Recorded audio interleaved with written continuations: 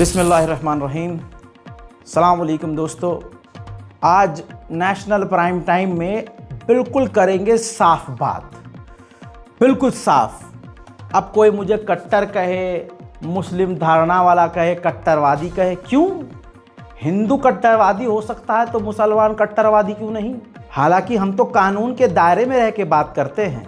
अय मुसलमानों, अय रोज़ेदारों, तुम्हें तुम्हारे ईमान का वास्ता, मुझे सच बताओ, क्या तुम यह नहीं देख रहे कि तुम्हारे पूरे आसपास जो हिंदू समुदाय है, हिंदू समाज है, वो तुम्हारा बाइकआउट कर रहा है? अय ईमान वालों, मुझे अपने दिल पर हाथ रख कर बताओ। करो नीचे वीडियो में कमेंट, और कमेंट भी नहीं करना तो अपने दूसरे साथी जिसके साथ ये वीडियो देख रहे हो उसका चेहरा देखो और उसके चेहरे को देखकर बताओ, कसम खाओ और कसम खा के आपस में ये डिस्कस करो कि हाँ, तुमने आसपास में कहीं ये सुना है कि नहीं सुना है कि हिंदू समुदाय लगातार हमारी दुकानों का हमारा बहिष्कार कर रहा है। यह अभी से नहीं चल रहा है, आप सभी को मालूम है। उत्तराखंड से लेकर हर जगह यहाँ तक कि दिल्ली में भी भारतीय जनता पार्टी और हिंदू संगठनों के द्वारा, हिंदू नामों के द्वारा मुसलमानों का बाइकआउट किया जा रहा है, बहिष्कार किया जा रहा है। हजरात, ठेलों पर नाम प्लेट क्यों लगाने को कहा गया, नेम प्लेट क्यों लगाने को कहा गया? हिंदू जो भीड़ है वो गलती से मुसलमान की दुकान पर ना जाए, और अगर मुसलमान की दुकान पर कोई हिंदू चला भी जाता है तो उसको गालियां ये हिंदू समाज, ये हिंदू संगठन दे रहा है। तो अगर हिंदुओं की तरफ से इतनी कट्टरता नज़र आ रही है तो हमारा क्या फ़र्ज़ बनता है? ठीक है, हम गिर नहीं सकते, लेकिन टिट फॉर टैट वाली टेक्निक हम अपना सकते हैं। जैसे को तैसा वाली नीति हम क्यों नहीं अपनाते? दोस्तों, महाराष्ट्र की सरकार बड़ी खुश हुई है। एक रिपोर्ट है आपकी स्क्रीन पर। कुंभ में मुसलमानों को दुकान लगाने से, गरीब मुसलमानों को दुकान लगाने से मना कर दिया गया। अब दोस्तों, महाराष्ट्र में कुंभ के मेले के बाद एक प्रोग्राम, एक मेला लगना है। दोस्तों, महाराष्ट्र के अलियाद नगर में ज़िला है एक, तो ज़िले का माधी मेला है जो कि एक हिंदू समुदाय के द्वारा आयोजित किया जाता है। वहाँ पर ये सवाल उठा, पंचायत ने, वहाँ के लोगों ने ये कोशिश की और ऐलान कर दिया कि मुसलमान इस मेले में दुकान नहीं लगाएगा, जिसके बाद राज्य मंत्री और हिंदुत्व नेता नितेश राणे ने ग्राम पंचायत के प्रस्ताव का समर्थन किया। उन्होंने कहा कि माधी गांव द्वारा लिया गया निर्णय इतिहास में लिखा जाएगा, यानी मुसलमानों का बाइकआउट करना, गरीब मुसलमानों को दुकान न लगाने देना, ये इतिहास में लिखा जाएगा। इसके बाद गोदी मीडिया का खेल दूसरी तरफ आपको देखना चाहिए। ये देखिए, सनातनी मेले में मुसलमानों की एंट्री बैन, मचा हड़कंप। फिर अगला देखिए, महाकुंभ के बाद महाराष्ट्र मुस्लिमों पर बड़ी पाबंदी, मुस्लिम दुकान पर बैन, मौलाना बेचैन। नवरात्रि पर मुसलमानों की दुकानें बैन, नया बवाल शुरू। दोस्तों, वो तमाम दिल्ली के नेता जो मुसलमानों की दुकान बंद करवाते फिरे, वो भी बीजेपी के चेले, वो तमाम लोग जीत गए। नाम नहीं लूँगा, उन तमाम लोगों को आप जानते हैं। मेन मुद्दे पर बात कर रहा हूँ। हर जगह से मुसलमानों के बाइकआउट की बात हो रही है, तो मुसलमान क्यों हिंदू दुकान पे जा रहा है? आइए, मैं नॉर्मल बात करूँगा, नॉर्मल बिल्कुल। ईद आ रही है, दिल्ली से लेकर पंजाब और बिहार, हरियाणा, मुंबई, हैदराबाद और पूरे के पूरे भारतवर्ष में मुसलमान ईद ज़रूर मनाता है। गरीब से गरीब मुसलमान को अल्लाह इतनी तौफीक देता है कि वो ईद ज़रूर मनाता है, वरना किसी अमीर को अल्लाह इतना नवाजता है कि वो गरीब को कपड़े दिलवाता है, गरीब की ईद सवार देता है, ईद बनवा देता है। तो भाई, अगर वो हमारा बाइकआउट कर रहे हैं तो हम उनकी दुकान पर क्यों जा रहे हैं? मुसलमान अपने गरीब मुसलमान की दुकान से कपड़े क्यों नहीं लेता? भाई, मान लो कि कोई मार्केट है, उस मार्केट में 50 दुकानें हैं, 50 दुकान में 3 दुकानें मुसलमान की हैं, आप 3 दुकानों पर क्यों नहीं जा सकते? ईमान के लिए जाइए, आप ईमान के लिए जाइए। जब आज ईद की अब शॉपिंग आप करें, जब ईद के लिए ख़रीदारी करें, तो दिल्ली दंगों को याद रखना, मुसलमानों का नरसंहार याद रखना।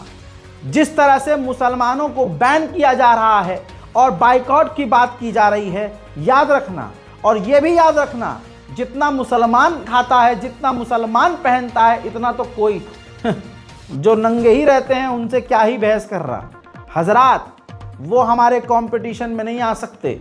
मुसलमान ईद बकरीद जरूर मनाता है, तवज्जो है। तो ईद पर क्यों हम किसी गैर मुस्लिम की दुकान से शॉपिंग करें? मेरे हिंदू भाई मुझसे चिढ़ सकते हैं आज की इस वीडियो में, लेकिन घंटा हम पे कोई फर्क नहीं पड़ेगा।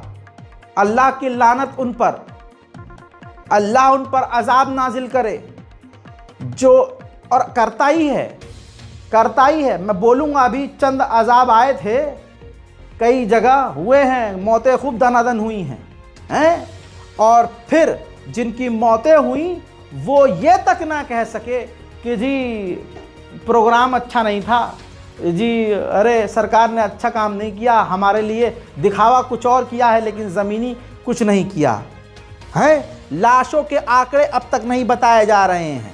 ये क्या है? ये किसी को समझ में नहीं आ रहा है।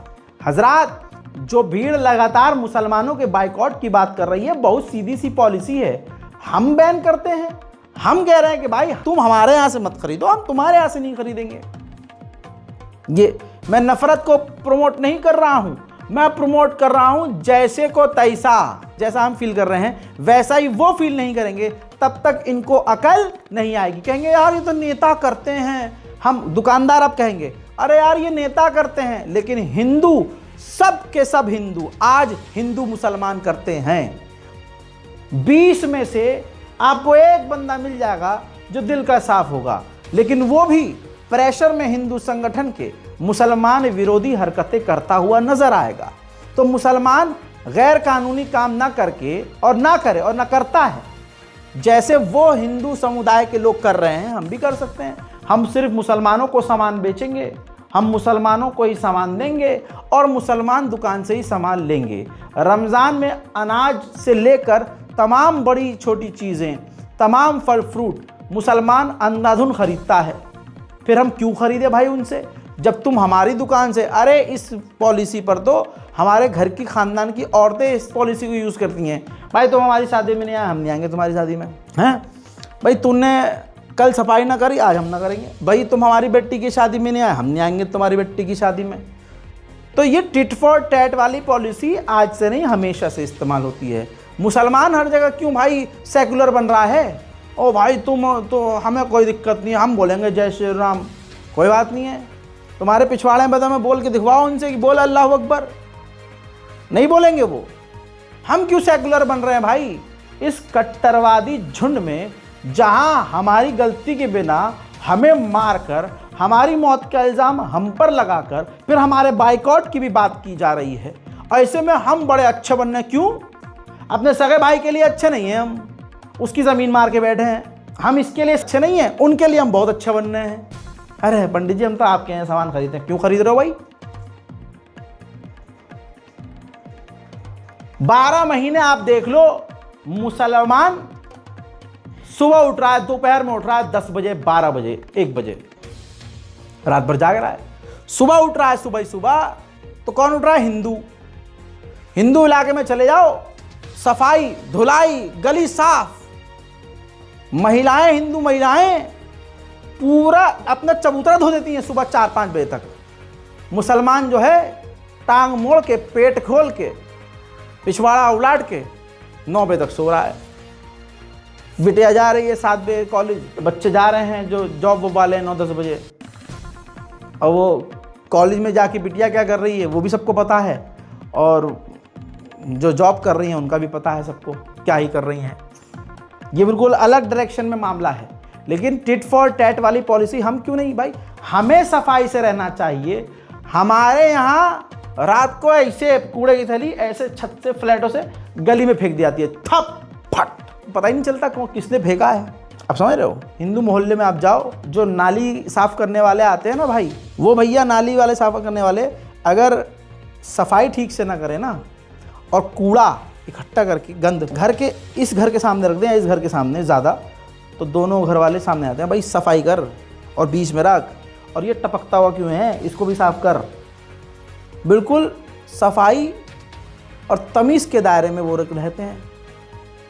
जो चीज़ हमें करनी चाहिए वो चीज़ वो कर रहे हैं। अगर वो बाइकआउट कर रहे हैं हमारा तो बड़ी इज्जत से हम लड़नी, किसने कहा लड़ो, मैं ये नहीं कह रहा हूँ लड़ो मरो गाली बको कुछ, ना ना ना, अल्लाह तो नहीं भाई, आप हमारे से नहीं खरीदते, ठीक है, हम भी नहीं खरीद रहे, इसमें कौन सी लड़ाई है भाई, कहाँ से कट्टरता है भाई, कोई कट्टरता नहीं है, टिट फॉर टैट, आप मेरे यहाँ से नहीं खरीदोगे, मैं आपके यहाँ से नहीं खरीदूंगा, इससे मुसलमानों का ही फायदा है, हमारे गरीबों की दुकानें चलेंगी, बढ़िया चलेंगी, क्यों लेना कहीं और से भाई।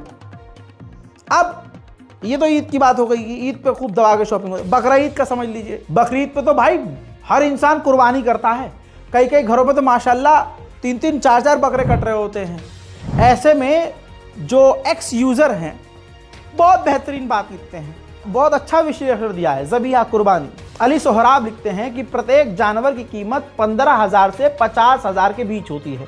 वेरीफाई मैं कर रहा हूँ, बिल्कुल हकीकत बात है, 50,000 तो फिर भी कम लिखे हैं इन्होंने, 1 लाख तक की कीमत होती है प्रति जानवर। दोस्तों 20,000 की इन्होंने औसत लगाई है, तो 25 करोड़ मुस्लिम आबादी मान लेते हैं कम से कम 10 करोड़ जानवर का ज़बीहा कुर्बान होता है। कितने का? 10 करोड़ का जानवर कुर्बान करता है हर साल मुसलमान। तो 10 करोड़ जानवर इंटू 20,000 इजिकल टू हो गए 2 ट्रिलियन। 2 ट्रिलियन सनद रहे कि ज़बीहा कुर्बानी के लिए जानवर खरीदने वाले तो 100% मुसलमान होते हैं, लेकिन जानवर बेचने वाले अधिकतर हिंदू होते हैं। केवल ईदैन व रमज़ान के मौके पर ही मुसलमान इतना खर्च करते हैं कि दूसरे लोग इतना खर्च पूरे साल में नहीं करते। तो हुनूद ये तो चाहते हैं कि मुसलमान ईदैन रमज़ान आदि के अवसर पर ख़रीदारी हिनूद समुदाय से करें, लेकिन हिनूद मुसलमानों का आर्थिक बहिष्कार करे। बहुत कड़वी बात है और इतनी ज़्यादा कड़वी है कि चुभेगी बहुत लोगों को, लेकिन यही हकीकत है, बात बिल्कुल हकीकत है। ये चीज़ मुसलमानों को समझ में आनी चाहिए ना। मेरे जैसा 2 कौड़ी का इंसान आपको ये समझा रहा है कि भाई बेसिक चीज़ है, वो हमारा बाइकआउट कर रहे हैं तो हम क्यों जाए भाई। बहुत सीधी बात। मुसलमान अपने हक की बात करे तो वो हेट स्पीच, लेकिन हिंदू अगर एक नरसंहार की बात करे तो वो भाई धर्म की रक्षा है। तो तुम्हारा धर्म धर्म है, हमारा लॉलीपॉप है? इतिहास उठा के देख लो, बहुत बढ़िया करके, बहुत बढ़िया करके। हमने किताबों में पढ़ा है कि जब ये दुनिया बनी तो कुछ इंसानों ने देखा पत्थर बहुत मजबूत है तो पत्थर को पूजने लगे। एक झुंड ने देखा कि अरे ये सूरज बहुत बढ़िया है यार, ये तो गर्मी दे रहा है, तो वो गर्मी को मानने लगे, सूरज की पूजा करने लगे। ऐसे ही एक ग्रुप बनता रहा, ऐसे ग्रुप पे ग्रुप बनता रहा। किसी ने पानी देखा, वो पानी से इंप्रेस हुआ तो अरे जल जल जल देवता। ऐसे ही कोई हवा से इंप्रेस हुआ तो अरे ये हवा, यही है हमारा सब कुछ, तो वायु देवता। मतलब किसी ने पेड़ को माना, किसी ने आसमान को माना, किसी ने। फिर आया इस्लाम और कुरान में लिखा, अल्लाह ने बयान किया, रसूल खुदा सल्लल्लाहु अलैहि वसल्लम ने पूरा दीन मुकम्मल किया, और तब जाकर ये पता चला कि ये तुम्हारा सूरज, ये ज़मीन, ये आसमान, ये चांद, ये पेड़, ये पहाड़, ये पत्थर, ये सब के सब एक ही के गुलाम हैं, अल्लाह। सिर्फ अल्लाह की ये मखलूक हैं, ये अल्लाह की चीज़ें हैं, अल्लाह की बनाई गई, अल्लाह के ज़रिए बनाई गई ये चीज़ें हैं। तो हमारा वही है। अब तुम लड़ते रहो, नहीं हम ऊपर और तुम नीचे और तुम नीचे और हम ऊपर, कुछ भी करते रहो। 1400 सालों से मुसलमानों को मिटाने की कोशिश की गई, मिटा पाए और ना मिटा पाओगे। हलवा नहीं है। अगर तुम्हें लगता है कि तुम मुसलमानों को एक साथ यहाँ भारत में ख़त्म कर दोगे, मिटा दोगे, ना, ये कानूनी तौर से हो ही नहीं सकता। इंटरनेशनल लॉ भी हो। अब आप कहेंगे कि इंटरनेशनल लॉ कुछ कर ही नहीं रहा है, दुनिया कुछ बोल ही नहीं रही है। नहीं बोलेगी, बोलना पड़ जाएगा, आप समझ रहे हो। और अगर ऐसी बात आ जाती है नरसंहार की, तो देखो यार, बेकार तो मुसलमान भी नहीं है। मुसलमान इसलिए खामोश है कि भाई वो टकराव चाहता ही नहीं है, वो चाहता है मुल्क में शांति अमन रहे भाई, सीधी बात। लेकिन नरसिंहा लंड सरस्वती एक बार फिर से सामने आया उसने मुसलमानों के खिलाफ एक बार फिर से हथियार उठाने की बात कही, हथियार उठाने की बात करी, मुसलमानों के नरसंहार की बात कही और इतनी खुली हेट स्पीच दी कि उसने कहा कि मुसलमानों जैसा संगठन बनाओ, आईएस जैसा संगठन बनाओ, दाइश जैसा संगठन बनाओ। यानी मैं आपको बता दूं, और ये मोदी सरकार का घटियापन है और हमारे कानून की विफलता और न्यायपालिकाओं का दोगलापन कि जो इंटरनेशनल लॉ के मुताबिक आतंकी संगठन है और दुनिया के तमाम देशों ने आईएस को आतंकी लिस्ट में डाला हुआ है। यह नरसिंहा लंड सरस्वती हमारे हिंदू भाइयों को कहता है कि ऐसा संगठन बनाओ। यानी अब खुले मन से आह्वान किया जा रहा है कि हिंदुओं आतंकी संगठन बनाओ। सुनो। देवादिदेव भगवान महादेव शिव और जगत जननी मां जगदम्बा के चरणों में नमन करते हुए शिव शक्ति धाम दासना से मैं श्री पंचदशनाम जूना अखाड़े का महामंडलेश्वर यति नरसिंहानंद गिरी। आज हमारे यहाँ जो हमारी मासिक बैठक हुई, इसमें मुरादनगर में अभी 2 दिन पहले जो घटना हुई है उस पर तीव्र आक्रोश व्यक्त किया गया है और हमारी बैठक में यह तय किया गया है कि हम योगी जी के पास जाकर उनसे सत्र के लिए जो कहने का अभियान है उसे बहुत तेज करें। और साथ में हम हिंदुओं से कहना चाहते हैं, आपने अच्छी तरह से देख लिया है, आप पहले मुसलमानों के द्वारा पिटते हो, उसके बाद पुलिस के द्वारा पिटते हो और उसके बाद आप पर ही मुकदमा होता है। मुरादनगर में जो त्यागी परिवार है उसके साथ यही हुआ। पहले मुसलमानों ने बहुत बुरी तरह मारा, उन्होंने हाथ तक नहीं उठाया बेचारों ने। कहां से उठाते? कमजोर लोग, घर में कोई है नहीं ऐसा लड़ने वाला, और वहां तो भीड़ की भीड़ आ गई। उस भीड़ के सामने क्या करते वो लोग? पहले पीटे भीड़ के द्वारा, फिर पुलिस ने पीटा, उसके बाद उन्हीं पर मुकदमा दायर कर दिया गया। हिंदुओं, तुम्हारी स्थिति तब तक नहीं बदलेगी जब तक तुम अपनी रक्षा के लिए हथियार रखना और हथियार उठाना आरंभ नहीं करोगे। मेरा निवेदन है हिंदुओं, अपना घर, अपना परिवार, अपना अस्तित्व बचाने के लिए खड़े हो जाओ, हथियार उठाओ जरूरत पड़ने पर, और जरूरत पड़ने पर अपना ऐसा संगठन बनाओ जैसा मुसलमान संगठन बनाते हैं।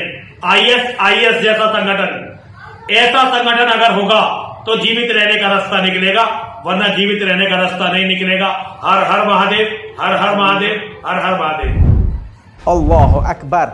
ये कानून की विफलता है कि ये गिरफ्तार नहीं हो रहा है। क्यों नहीं हो रहा है? सबको पता है क्यों। क्योंकि सरकार को मजा इसी में आ रहा है। इसमें हम उलझे रहेंगे ना। जैसे ही कुछ सरकार से सवाल होता है, नरसिंहा लंड सरस्वती जैसे लोगों का बयान आना शुरू हो जाता है। एक भी प्रोग्राम हिंदुओं का मुसलमानों को गरियाए बिना, मस्जिद के आगे आकर मुजरा किए बिना नहीं हो रहा है।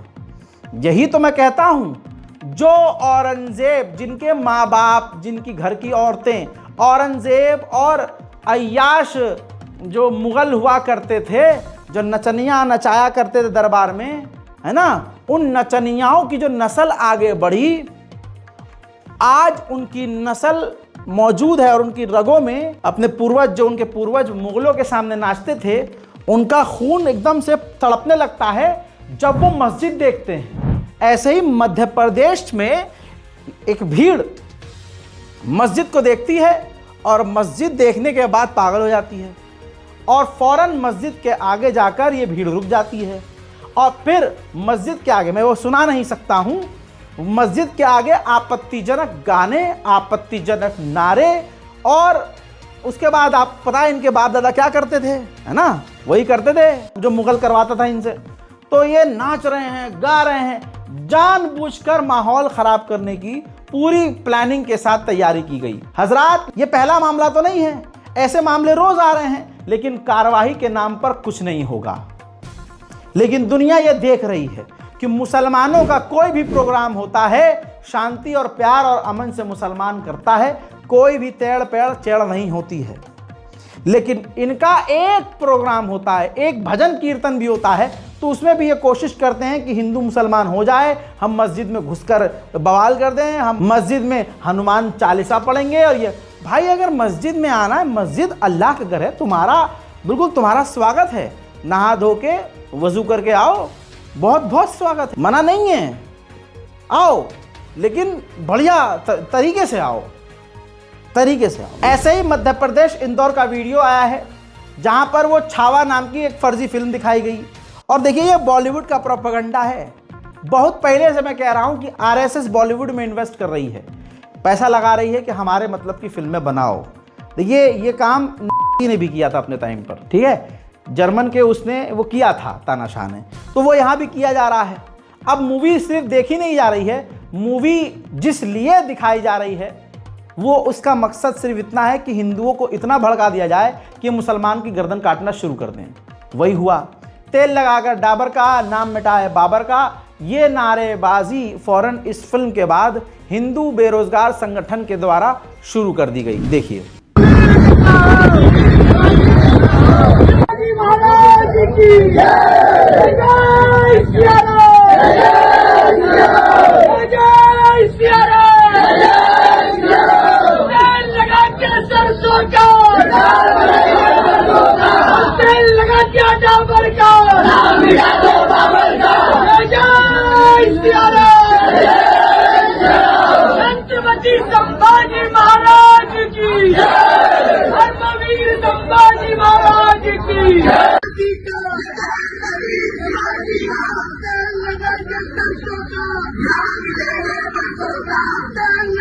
हाँ, तो वो बेचारे मुगलों ने बेचारों ने सोचा ही नहीं होगा कि हमसे बदला ये लेंगे, तो खाली पोस्टर लगाकर, हमारे पोस्टर पे आग लगाकर या फिर हमारे खिलाफ नारेबाजी करके बदला लेंगे। भाई ऐसे तो न बदला लेना तैयार, गजब बेइज्जती है। उधर कोल्हापुर महाराष्ट्र में भी शिव जयंती के नाम पर मस्जिद देखकर जिनको अपनी अम्मा और पूर्वज याद आ गए कि मुगलों के आगे नाचते थे, वो फौरन मस्जिद को देखकर तलवारबाजी करने लगे और खूब हुड़दंग मचाया। बहुत बढ़िया, इसमें आपको ना भगवान श्री राम नजर आएंगे, ना हिंदुत्व नजर आएगा, गुंडागर्दी और बौखलाहट, आवारागर्दी जरूर नजर आएगी।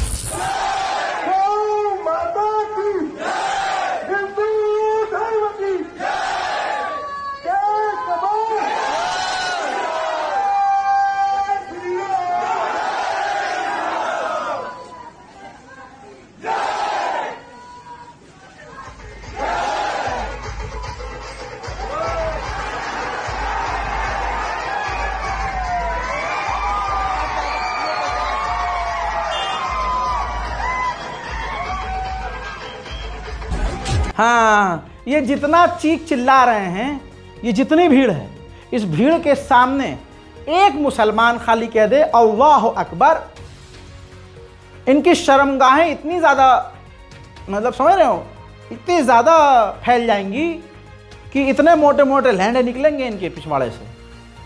चिखवा लो, क्योंकि इनको पता है कि सरकार, पुलिस, प्रशासन, क्लास का मॉनिटर अगर दोस्त हो, तवज्जो है, क्लास का मॉनिटर अगर दोस्त हो तो चौड़े होके घूमते हैं लौंडे के, हम तो कुछ भी कर सकते हैं, चलते ही आप समझ रहे हो। और अगर स्कूल का प्रिंसिपल ही रिश्तेदार हो फिर क्या होगा, एक्सप्लेन करने की जरूरत नहीं है ना। अभी वही हाल है, पता है कि हम गलत हैं, हम पापी हैं, हम गलत कर रहे हैं, लेकिन क्या फर्क पड़ता है, प्रधानमंत्री तो हमारा है, राष्ट्रपति हमारा है, सरकार हमारी है, मारो इन्हें, भगो मुसलमानों को गाली, मस्जिद पे आग लगा दो, मस्जिद पे झंडा लगा दो। इन बेरोजगारों के दिमाग में जो आ रहा है वो कर रहे हैं, और सरकार करने दे रही है, सरकार ही करने दे रही है, खुला बोल रहा हूं, सरकार ही करने दे रही है।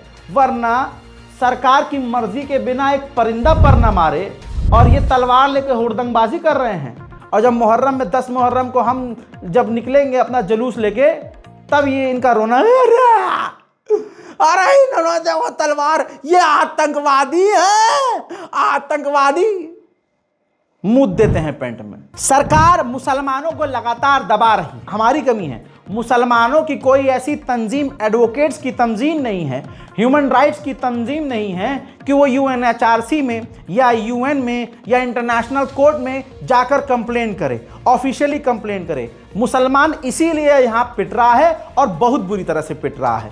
संभल का हाल यह है कि लाउड स्पीकर परमानेंटली बंद कर दिए गए हैं। रमजान के इस पाक अवसर में भी लाउड स्पीकर नहीं चल सकता है, तो छत पर मौलाना खड़े होकर मजबूरी में अजान दे रहे हैं। सवाल यह है कि अगर मस्जिद का लाउड स्पीकर बंद है तो फिर मंदिर का भी बंद होना चाहिए।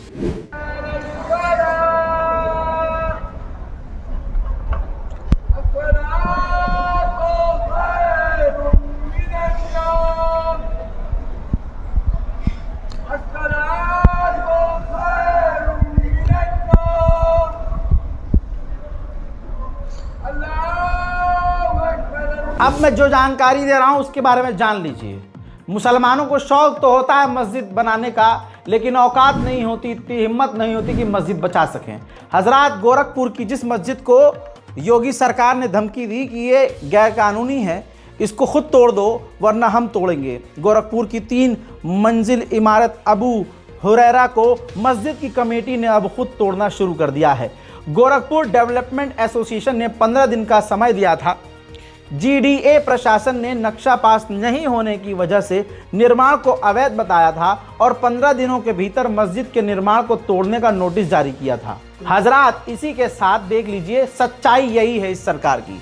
हिंदू इसी में खुश हो रहा है क्योंकि हिंदू पहले से कहता आया है मंदिर चाहिए, मंदिर चाहिए, मंदिर चाहिए, सड़क नहीं चाहिए, रोटी नहीं चाहिए, मंदिर चाहिए। हाँ, इस बयान को सरकार ने सच्चाई में लिया और सच में लिया, और यही इस समाज की, इस समुदाय की हकीकत है। तभी तो आज मुसलमानों के लिए कोई हिंदू नहीं बोल रहा है, हक बयानी कोई नहीं कर रहा है। हजरात, मस्जिद की बात है ना, 1999 की एक और मस्जिद को देख लो, मुसलमानों ने गवा दिया। हजरात मोहतरम, 1999 में मदनी मस्जिद का नक्शा पास हुआ, 2005 तक इसका काम पूरा हुआ। 23 साल से यहाँ नमाज हो रही है। पिछले महीने इसके एक हिस्से को अवैध बताकर बुलडोजर से तोड़ दिया गया। दोस्तों, खुशीनगर में मौजूद इस मस्जिद को तोड़ दिया गया। मामला अब सुप्रीम कोर्ट में जब गया तो सुप्रीम कोर्ट ने तुरंत जो है प्रशासन को और अधिकारियों को नोटिस जारी कर दिया, क्योंकि गैर कानूनी तरीके से इस मस्जिद को शहीद किया गया। सिर्फ इतना ही नहीं, मस्जिद की कमेटी ने पहले ही कोर्ट में इसका नक्शा और तमाम लीगल डॉक्यूमेंट पेश कर दिए थे, और तो और प्रशासन को भी तमाम जानकारियां दे दी थी। जवाब में प्रशासन ने कोई जवाब देने के बजाय बिल्डोजर जवाब में भेज दिए, और बिल्डोजर से बिना कुछ बोले इस मस्जिद को शहीद कर दिया गया। इसी सदमे से जिस इंसान ने 23 साल, कमेटी के एक बुजुर्ग जो 23 साल से इस मस्जिद में नमाज अदा कर रहे थे, हजरात, इतना गहरा सदमा लगा कि उनकी मौत हो गई, वो शहीद हो गए। हजरात, यही हाल है। दैनिक भास्कर की इसकी स्पेशल रिपोर्ट देखनी चाहिए, सबूत है ये। कहा जाए तो नहीं दिया गया, सारा के सारा कुरान शरीफ हमारा उसमें हो गया। आस्था के साथ इस तरह खेला जाएगा? क्या जुल्म हम लोगों ने किया था। 26 साल पुरानी मस्जिद के पिछले हिस्से को अवैध बताकर 8 घंटे में ध्वस्त कर दिया। 7 बुलडोजर, 13 थानों की पुलिस और पैक की बटालियन तैनात की गई। कार्रवाई से पहले CCTV तोड़ दिए गए। जानने वाली बात यह है कि मस्जिद कमेटी पहले ही नगर पालिका को नक्शा और कागजात सौंप चुकी थी, लेकिन प्रशासन के जवाब में बुलडोजर पहुंच गए। अल्लाह अकबर, अल्लाह अकबर। हजरात, मुसलमान सोचता है कि सिर्फ 5 टाइम नमाज पढ़ लें वही काफ़ी है, हालांकि वो भी इनसे नहीं होता है। रमज़ान के नमाजी हैं, उसके बाद मस्जिद आदि है। हजरात, मुसलमान इसीलिए पिट रहा है क्योंकि ईमान कमज़ोर है। मुसलमान जो पढ़ लिख जाता है वो पीछे पलटकर दीन की तरफ नहीं देखता, मसाजिद की तरफ नहीं देखता। अल्लाह जिस मुसलमान को तौफीक देता है कि भाई तुम एडवोकेट हो, तुम जज हो, तुम प्रशासन में हो, तुम सरकार में हो, जो विदेश में रहते हैं, मोटा पैसा कमाते हैं, या विदेश दूसरी सरकारों में बढ़िया पद पर हैं, वो भी अपनी कौम को भूल गए हैं। आज पूरे हिंदुस्तान में एडवोकेट्स की कोई ऐसी तंजीम कोई है ही नहीं, कोई टीम ही नहीं है, कोई ऑर्गेनाइजेशन ही नहीं है जो मुसलमानों के लिए काम करे इंटरनेशनल लेवल पर। यह हाल है, और मुसलमान खुद ही नहीं बोलता, मुसलमान खुद ही कुछ नहीं कहता, वो आपस में लड़ ले, वही बहुत बड़ी बात है। अभी शिया सुन्नी करवा दो हमसे, और आपसे ज़्यादा कोई बड़ा शिया सुन्नी करेगा नहीं, तलवारें निकल जाएगी, गोलियां चल जाएंगी। बहरहाल सच्चाई है भाई, ये मानो या मत मानो। इस रिपोर्ट में फिलहाल के लिए इतना ही। रिपोर्ट को शेयर कीजिए। मैं हूं रजा और आप देख रहे थे रजाग्राफी। जय हिंद।